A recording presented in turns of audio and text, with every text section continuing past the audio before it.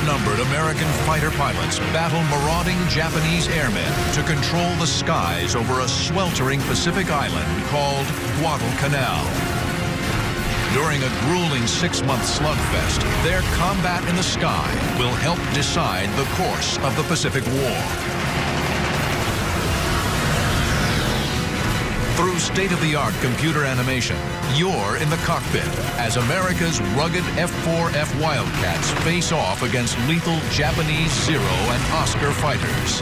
Experience the battle, dissect the tactics, relive the dogfights of Guadalcanal.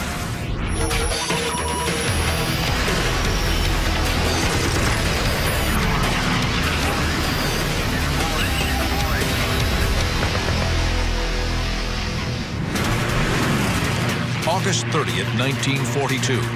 A formation of U.S. Marine Corps F-4F Wildcats and Army P-400 Airacobras patrol the skies over Guadalcanal. Their mission? Stop Japanese bombers and fighters threatening the American beachhead. Leading the flight is Marine Captain John L. Smith. The P-400s have no oxygen equipment and level off at 12,000 feet. But Smith pushes his Wildcats above the slower and more vulnerable P-400s.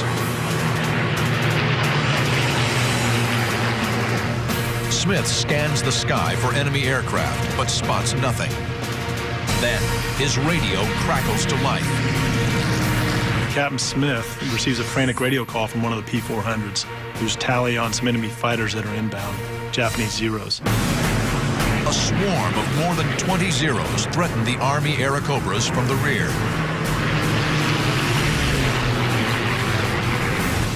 The P-400s are here. The Zeros are here, attacking the P-400s from behind. Smith and the Wildcats are here, 3,000 feet above. The Zeros don't see them. I wouldn't say they use the P-400s as bait, but the P-400s normally would get in trouble, and then the Marines would come down and shoot Zeros off the tails of the 400s. The Marines dive to rescue the P-400s. Captain Smith closes fast on an unsuspecting Zero and takes aim. What they've found is that they could aim just after the canopy towards the wing route, where the wings join the fuselage of the Japanese Zero. That's right about where the fuel tanks are. If they can execute a direct hit at that point, the Japanese Zero immediately burns, and oftentimes the wings fall off. Catching the Zero in a shallow left turn, he opens fire.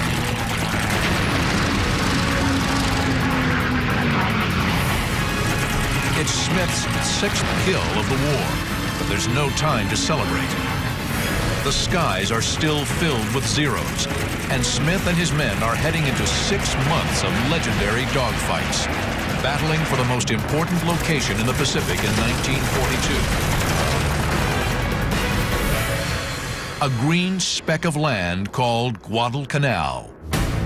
3 months earlier, Allied reconnaissance discovered that the Japanese were building an airfield on Guadalcanal, a 90-mile-long jungle island at the southern end of the Solomon Island chain. If the Japanese can control Guadalcanal, they'll sever the vital supply line from the U.S. to the South Pacific. Australia and New Zealand will be open to invasion and conquest. The Allies have to act. Depending upon who controlled that airstrip, had an enormous effect on Japanese and American fortunes in that area. August 7th, 1942, America launches its first amphibious assault of World War II. Over 11,000 U.S. Marines storm ashore at Guadalcanal. The Marines quickly gain a foothold on the island. By the second day, they take the Japanese airstrip, renaming it Henderson Field. The Japanese bring in thousands of fresh troops to Guadalcanal and attack the Americans relentlessly, trying to drive them off the island. The Marines fight off attacks while desperately trying to prepare Henderson Field for operations. Japanese tractors and equipment are commandeered to improve the small crushed coral runway. Bomb damage is repaired, and PSP, perforated steel planking, is hurriedly laid down. After 2 weeks, they finish the airstrip and fly in 19 F-4F Wildcat fighters and 12 SBD Dauntless dive bombers. It was only because of the ability of the Americans to place aircraft on Henderson Field to protect the supply ships bringing in reinforcements and supplies to the Marines on Guadalcanal that the island could be held. Because the Allied code name for Guadalcanal is Cactus, Henderson Field becomes the home of the tiny Cactus Air Force, at first consisting of just 43 pilots and ground crew. The men of Henderson Field soon discover it isn't just the enemy making their lives hell. The island was a fly-infested, dirty, stinking, blood-soaked, damned island that was just dangerous to even walk on the beaches because there was so much unexploded ammunition around. The pilots and ground crew live in mud-floored tents. The latrine is a trench with a log seat, and the bathtub is the Lunga River, complete with crocodiles and leeches. The flyers of the Cactus Air Force are outnumbered and short on supplies. Their fighter, the F-4F Wildcat, can't match the agility of the enemy Zero. But a big advantage for the Cactus Air Force is that they are commanded by a born leader in 27-year-old John Smith. Smith's an aggressive dogfighter and skilled tactician. He always preached and devised his tactics around you have to pit your strengths against the enemy's weakness. And that is as true today as it ever was since the first airplane ever flew in combat. Now, on August 30th, 1942, Captain John Smith and his men are protecting Guadalcanal from approaching bombers and fighters. In his 8 days on the island, Smith has already scored 5 kills, making him an ace. Today, he's racked up 1 more. Then he spots another Zero below, breaking from a cloud. The Zero is here. Smith is here, high above him. He plans to use the Wildcat's diving speed to try and drop behind the Japanese plane. Smith first rolls inverted, then dives. This creates positive G-force instead of negative Gs. You roll on your back, pull aft on the stick, and pull positive Gs so you're pushed into your seat. You can be able to pull more Gs, which means you can pull your nose downhill faster. The maneuver works. Smith rolls back over, then levels out behind the Zero and fires. The Wildcat's 6 50 caliber guns deliver 200 rounds in a 4-second burst.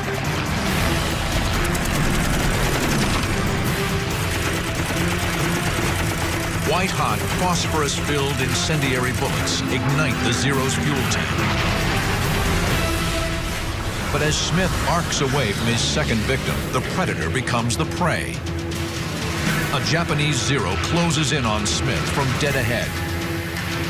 High above the green jungle canopy of Guadalcanal, the planes converge at over 600 miles per hour. The Zero opens up with his 20mm cannon. Smith answers with his 50 caliber machine guns. It's basically that slugfest all the way to the merge. Who's going to flinch first, or who's going to blow up first? Both planes are taking hits, but Smith's Wildcat has thicker armor, and he's withstanding the blows. And then the overwhelming firepower of the Navy airplane cut this guy into ribbons. He exploded. And then what Smith did is dump the nose over very hard, very abruptly, and flew underneath the debris field and escaped.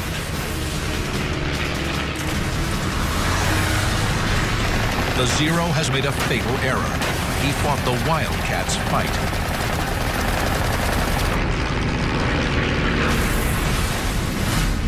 Built by Grumman Aircraft, the Wildcat is first flown in 1937. The rugged plane features cockpit armor and self-sealing fuel tanks. These tanks are coated with layers of rubber that expand and reseal if they're punctured. The Wildcat faces the most famous of all Japanese aircraft, the deadly Mitsubishi A6M30. The lightweight Zero can outturn and outclimb the Wildcat, a lethal advantage in a dogfight. But its thin armor protection and lack of self-sealing fuel tanks means it can't survive a slugging match with the tougher Wildcat. The Zero is faster, more maneuverable, and can outclimb the Wildcat, while the Grumman is tougher, more heavily armed, and can outdive the Zero. Wildcat pilots in general would want to avoid the turning fight with the Zero. That would not be their fight. The Wildcat with its 650 cal machine guns, heavy body armor, heavy armor around the engine cowling, preferred head-on attacks, frontal attacks, and it would just basically plow through that Zero. The air battle of August 30th is a resounding victory for Smith and his pilots. They shoot down 14 of the 22 attacking Zeros. The Japanese bombers the Zeros were protecting retreat before reaching Guadalcanal. Believing the engagement is over, Smith sets course for Henderson Field. But there are 2 more deadly Zeros just ahead. August 30th, 1942. 3 weeks into the battle for Guadalcanal, Japanese aircraft are on the attack. Marine fighter pilot John L. Smith has killed 3 enemy Zeros.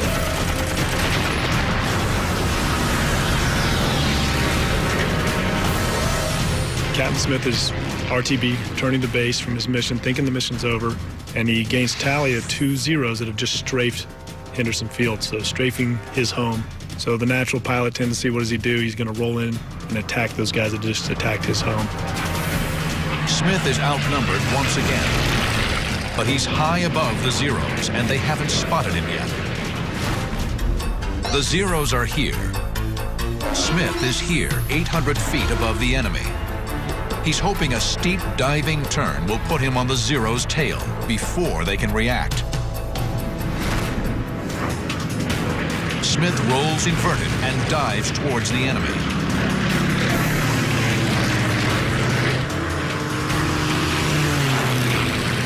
He levels out at 6 o'clock low, below and behind the trailing Zero, positioned perfectly for the kill. The Zero takes evasive action. He breaks hard left. But Smith has anticipated the move. He stays right with him, raking the enemy with his 50 cals. Cutting his speed and braking back right, the Japanese pilot hopes to make Smith overshoot. But Smith chops power and stays in trail.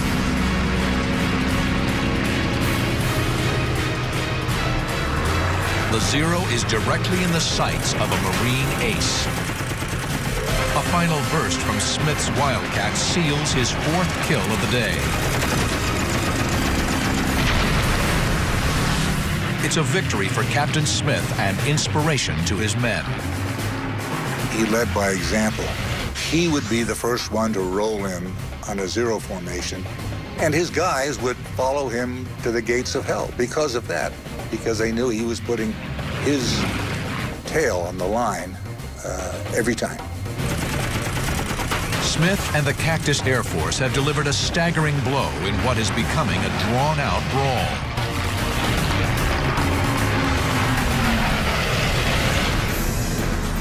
The American pilots can only fly by day. They lack the radar and navigation aids that enable night fighting. The Japanese Navy had perfected night fighting in the 1930s, using powerful optics and rangefinders. Crews were trained to work in total darkness. The Guadalcanal campaign developed into this extraordinary situation of a change of sea control every 12 hours. The Americans controlled in daylight thanks to their aircraft in Henderson Field. But every time the sun went down, the Japanese ruled the waters off Guadalcanal. After dark, the Japanese Navy controls the Slot, a wide channel that runs from Guadalcanal to the Japanese base on Rabaul.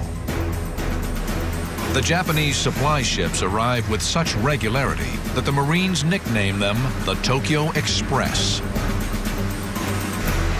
By early September, a month into the campaign, the Japanese have landed over 20,000 new ground troops on Guadalcanal, deployed against 23,000 U.S. Marines and Army soldiers. The Allied forces advance slowly across the mountainous island. But the Japanese launch large-scale counterattacks, supported by air and naval bombardment. While Japanese ground assaults can't stop the pilots at Henderson Field, constant air combat, primitive conditions, and rampant disease take their toll. They were constantly having to refurbish the airfield in order to be able to operate out of it, constantly fending off attacks. They had malaria, dry rot, jungle conditions, which wreaks havoc on aircraft and maintenance. Old hands like John L. Smith are eventually rotated out, but before he leaves Guadalcanal, Smith scores 19 kills and is awarded the Medal of Honor. Many of the new Cactus Air Force pilots are green replacements, like Marine Second Lieutenant Jefferson DeBlanc. The 21-year-old Cajun from Lockport, Louisiana, enters combat not long after his first flight in an F-4F Wildcat. I had less than 10 hours of flying time in the fighter I was going to fight with against the Japanese. January 31st, 1943, 6 months into the battle for Guadalcanal, Jeff DeBlanc will get an accelerated course in air-to-air combat. He's about to launch into one of the most famous dogfights of the campaign. DeBlanc leads a flight of 8 Wildcats, escorting 12 SBD Dauntless dive bombers. The Douglas SBD Dauntless is the Navy's frontline carrier-based dive bomber.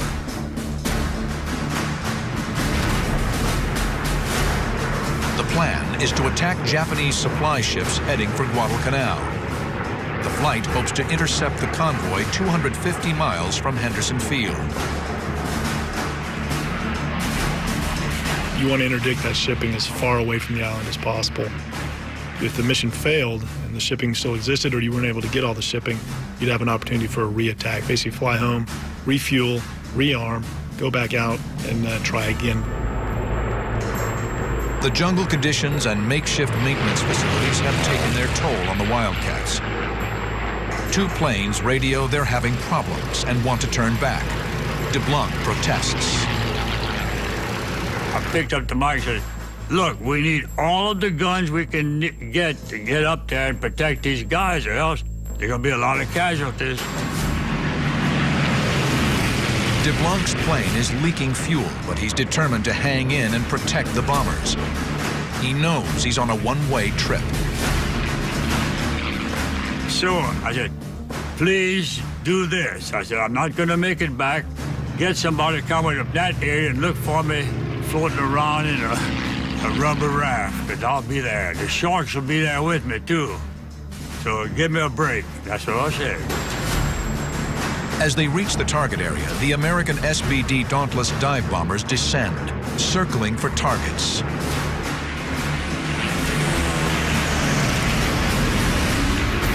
Suddenly, 2 Japanese Pete float planes dive down from high above on the slow, vulnerable SBDs. DeBlanc sees the float planes closing on the Dauntlesses and rolls out to his left. Staff Sergeant Jim Felleton follows. They arc down to cut off the attack. DeBlanc opens the throttle, gaining on the 2 enemy fighters. Then a brilliant stream of tracers rips out from one of the Pete's rear gunners, screaming straight at him. January 31st, 1943, 6 months into the Guadalcanal campaign.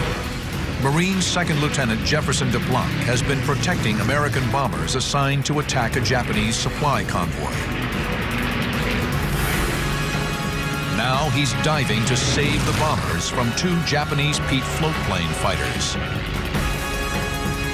As he approaches, the Pete's lethal rear guns open fire. In a floatplane, the rear gun is naturally a crack shot. If you ever get floatplanes in your sight out there, don't try to go up to them to shoot, because that rear gun is murder, and he'll get you. Although it's a biplane, the Mitsubishi F1M Pete can more than hold its own in a fight. It has an excellent turning radius and is armed with 2 machine guns in the wings and a 7.7mm tail gun. Tracers stream past DeBlanc's canopy. He skids left and right to avoid the fire coming from the nearest Japanese gunner.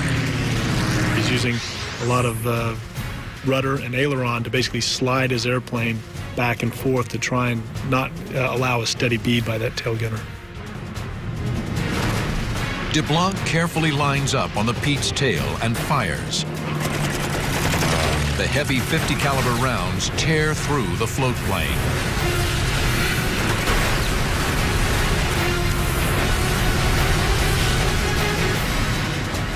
Opening up his 1,200 horsepower Wildcat engine, DeBlanc swiftly closes on the second Pete. His tracers rip into the Pete's fuel tanks. The burst caught him dead center, and his plane caught fire. He exploded, actually.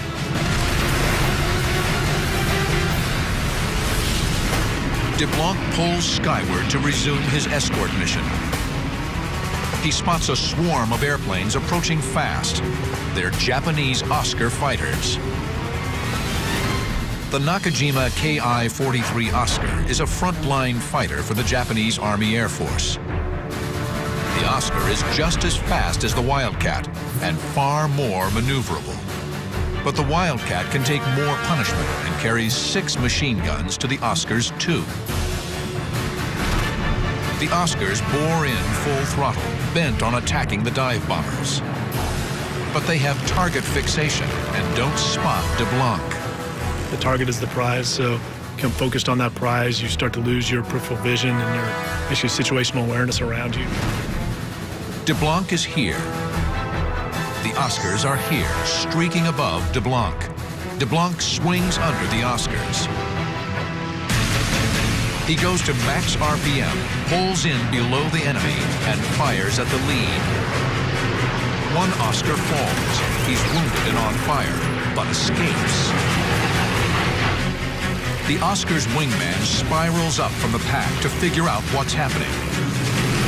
DeBlanc follows and swings onto his tail.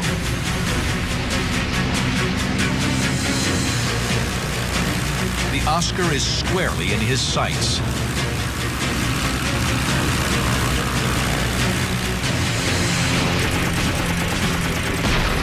It's Jeff DeBlanc's 3rd confirmed kill of the day.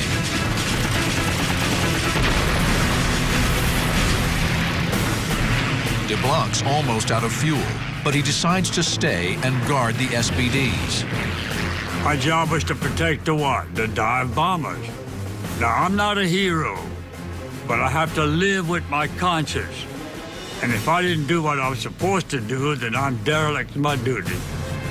Suddenly, DeBlanc realizes the other Oscars have broken off their attack on the bombers and are coming after him. The Oscars dive down to swarm DeBlanc and Felton. Outnumbered and under attack, the 2 Americans instinctively fall back on a classic defensive maneuver, the Thatch Weave. It's a simple but effective 2-plane tactic devised during the war by naval commanders Jimmy Thatch and James Flatley. Paired up in a buddy system, the planes fly 200 feet apart. If an enemy attacks a Wildcat's tail, the 2 American fighters will turn toward each other. If the enemy follows, it will soon be targeted by the second plane. For DeBlanc and Felton, the Thatch Weave works. The Oscars are unable to attack without exposing themselves to one of the Wildcat's guns. But Fellenton swings his Wildcat too wide and suddenly finds himself in the crosshairs of a trailing Oscar. Bullets chew into Fellenton's engine. The Marine kicks his wounded Grumman into a wide left turn to get out of range. He bails out. With the mutual support of the weave now gone, an Oscar dives in on DeBlanc's tail. DeBlanc tries to shake off the enemy, but the nimble Oscar easily stays lodged in the 6 o'clock position. Then DeBlanc's squadron mate, Jim Seacrest, who has been with the bombers, comes to the rescue. DeBlanc is here. Seacrest is here, heading straight on. He is going to streak in directly over DeBlanc's canopy to get to the Oscar.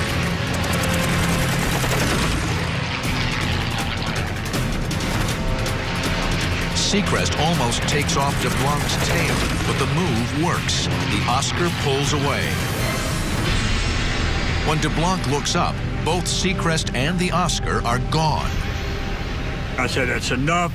I'm going home, and I couldn't understand why I'm still fighting these guys, because I'm going to be a dead man.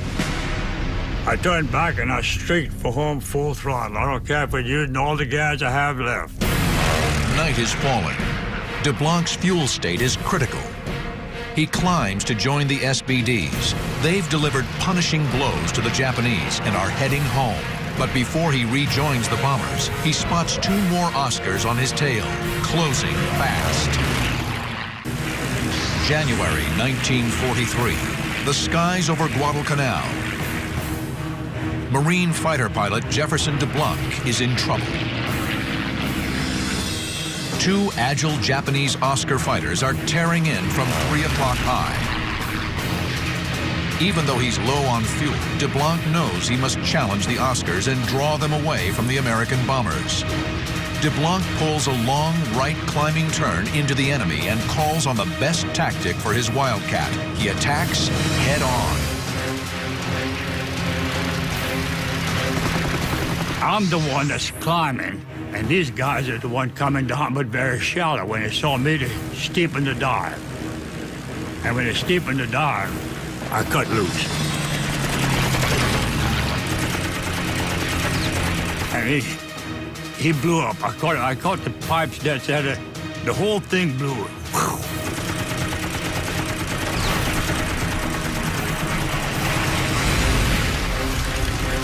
The Japanese fighter disintegrates, nearly blinding DeBlanc in the flying debris. His engine separated and went past me, separated and turning. Weird looking. I'd never had that before. And of course, there's nothing but debris in front of me, which I ran through. And it hit my prop, and it hit the wings. It didn't knock me out. It didn't knock me out, but I still had control, and it still was running. My engine was running. When DeBlanc regains his senses, he sees the second Oscar pulling in steeply behind him. He was looking at me as if that's a dead man I'm coming after, because I'm going to blow him right out of the sky. And when he came on down that way, we were both diving towards the sea. And I knew good well with the Grumman, there's only one protection I have. Flying straight, I couldn't do it because he can overtake me. Pulling up, I couldn't do it because he had me broadside. Over here, when you pull up, then you're going to stall and come down, he can get you there. So with only one option that I have to have is the option is to fool him. DeBlanc forces his Wildcat into an aerial skid. In effect, he's slamming on his brakes, trying to force the Zero to overshoot. When I skidded, then he was coming too fast. I straightened out to just let him go. We were wingtip to wingtip. The Oscar pilot tries to duplicate the skid, bleeding speed to stay on the Wildcat's tail. He fished tail, and he couldn't do it. He went right past me. I looked at him, and he looked at me, and I could recognize that man today. And you'll say, you're crazy, man. Well, when you kill somebody during war, and you see him, you'll witness what I'm talking about. With the Oscar now at point-blank range, a single burst destroys the fighter. It's DeBlanc's 5th confirmed kill of the day. He's an ace in one afternoon. But his sense of triumph is fleeting. His eyes race over his instruments. He checks his watch. The instant I looked at my watch, a 7.7 Japanese bullet came over there and knocked my wristwatch off my wrist. Well, that kind of scared me. Now DeBlanc is squarely in an Oscar's sights, taking hits to his engine, prop, and cockpit. Only the Wildcat's armor plate is keeping him alive. He kept firing. The bullets were coming past the engine and hitting at the prop area, which of course is messing my prop up. Pretty soon he hit the engine and she caught fire. Then I knew I was in trouble and I bailed out. DeBlanc hits the water and swims to an enemy-held island. Natives pick him up and barter him to a friendly tribe for a sack of rice. Most people cannot price out their exact amount of money they are worth. But I know exactly how much I am worth. 1 10-pound sack of rice. Second Lieutenant DeBlanc is an amazing figure in Marine aviation. He lives to tell this whole tale, comes back out, and rightly so, earned the Medal of Honor for his mission. By February 1943, the ragtag Cactus Air Force has fought the best of Japanese aviation to a virtual standstill. Tokyo decides the costs of trying to win Guadalcanal have been too great. The Guadalcanal campaign lasted officially 6 months, from August of 1942 into February of 43, at which time Tokyo decided to withdraw the forces remaining there. Over 11,000 Japanese troops are quickly evacuated. 20,000 others have died in combat or succumbed to disease and starvation. Nearly 6,000 Americans were killed or wounded. It's a major victory. Guadalcanal becomes a launching point for the Allied thrust across the Pacific. But on April 7, 1943, the Japanese attempt final revenge, a last desperate attack on American convoys supplying Guadalcanal and the Allied effort. They launch a large-scale air offensive from their bases on the northern Solomon Islands, as well as from 4 aircraft carriers. The massive strike force numbers over 200 planes. Near Guadalcanal, 4 Wildcats led by young First Lieutenant James Sweat are on routine patrol over the American convoys. We were circling around and whatnot, and finally Smiley Burnett of 214 hollered that, my God, there's millions of them. We looked at it and thought, holy smoke, there is millions of them. They were just like mosquitoes. And we thought, oh God, we've 4 airplanes and 75 or 80 Japanese dive bombers heading for us, along with about 150 Zeros. The Japanese formation is here. Sweat's fighters are below them, here, about 8 miles away. The enemy hasn't spotted the Wildcats. Sweat climbs towards the Japanese Val dive bombers. Modeled after the German Stuka, the Aichi D-3A2 Val dive bomber is a mainstay of the Japanese carrier fleet, packing machine guns on each wing and 7.7mm rear gun. The dive bomber's tactic is dive steeply from 15,000 feet, accelerate to 300 miles per hour, release their bombs at smokestack level, and head for home. Eager to get his first kill, Sweat pulls away from the other F-4Fs and looks for a target. three valves nose over to begin their dive bombing run on the American ships below.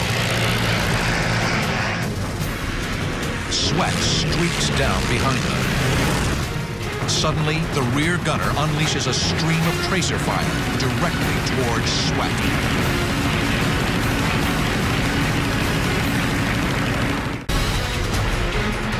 April 7th, 1943. Japan has launched a last-ditch effort to avenge its humiliation at Guadalcanal. Marine Lieutenant James Sweat pursues three Japanese Val dive bombers attacking an Allied shipping convoy.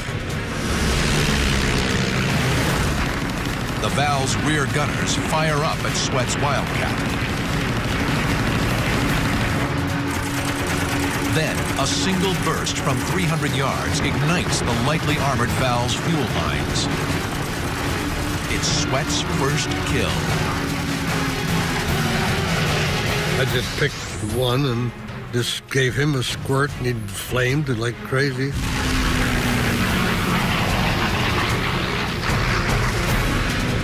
Sweat closes in on a second valve. The bomber's right wing is riddled by the first burst. A second shot rips the fuselage. Sweat has 2 kills in as many minutes. But almost immediately, Sweat finds himself in a shootout with the third bomber's tail gunner. 7.7mm bullets zip past the Wildcat. But once again, Sweat's incendiary rounds hit fuel.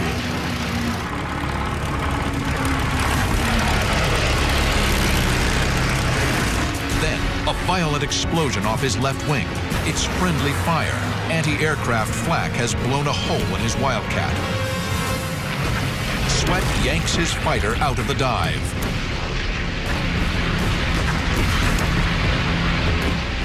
I was number 1, scared. Number 2, frightened. Number 3, ready to bail out of that darn thing. And you couldn't believe how nervous I was. Sweat keeps climbing, ready to call it a day, but he spots a line of Vals immediately in front of him. They've dropped their bombs and are hightailing for home. In spite of his battle damage, Sweat closes on the Vals from behind.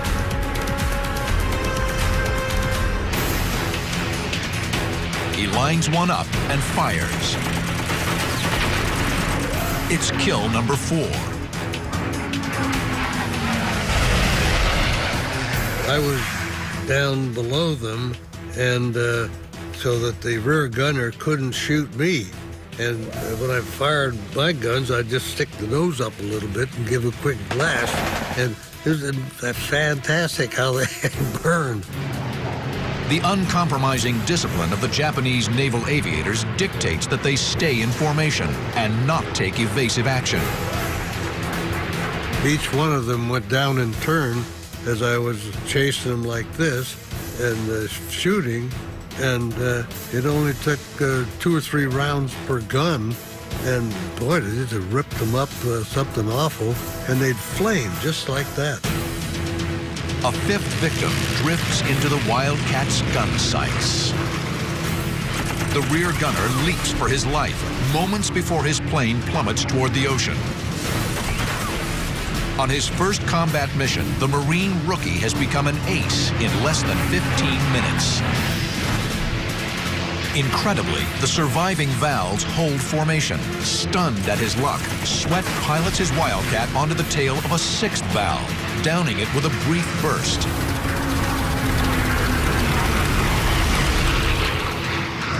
Like a lion hunting panicked prey, Sweat continues within the pack of Vals, lining up yet another victim.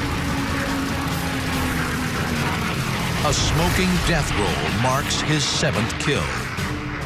No longer scared, the Marine is starting to feel invincible. Talk about overconfidence, that was me. As he sizes up an 8th victim, Sweat throws caution overboard. I was aimed right straight for the rear gunner, and I flew right into that damn gun. He just blasted my windshield and me, and everything else. Sweat is cut from the shattered glass, but fires a final burst and kills the Val's gunner at close range. I can still see his eyes right now, the terror in his eyes while he was shooting at me. And when I fired back, he fell down into the cockpit. Shocking. But with no ammo in his crippled aircraft, Sweat knows the next kill is likely to be him.